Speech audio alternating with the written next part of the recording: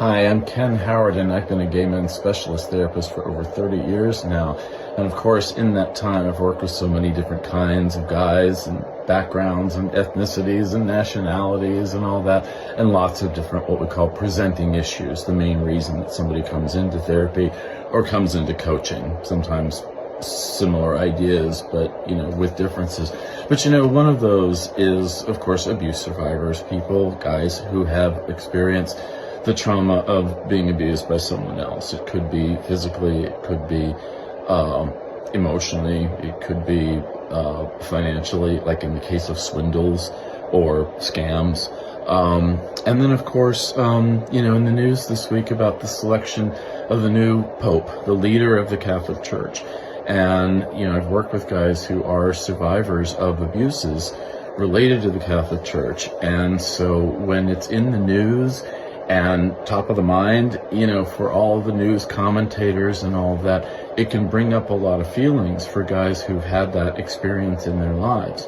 And it can make them revisit the anger of what they endured. It can make them revisit depression or thoughts of low self-esteem or shame or all kinds of complicated but negative emotions. So if that's your situation and the news gets to you because of all this discussion about the prominence of the Catholic Church, and it's not just Catholics, there's clergy of all kinds who've been, betraying families' trust by abusing kids.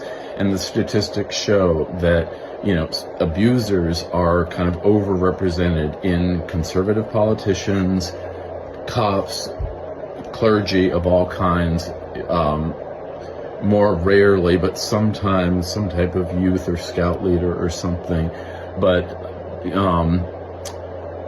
who is making news.com, a trans woman who's a lawyer, documented who the perpetrators are.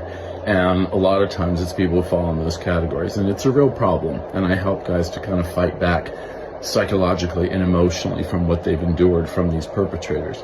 But if the news is stirring up feelings, it's okay. Just validate those feelings and then try to get support for whatever you're going through so that you can get back to the healing place.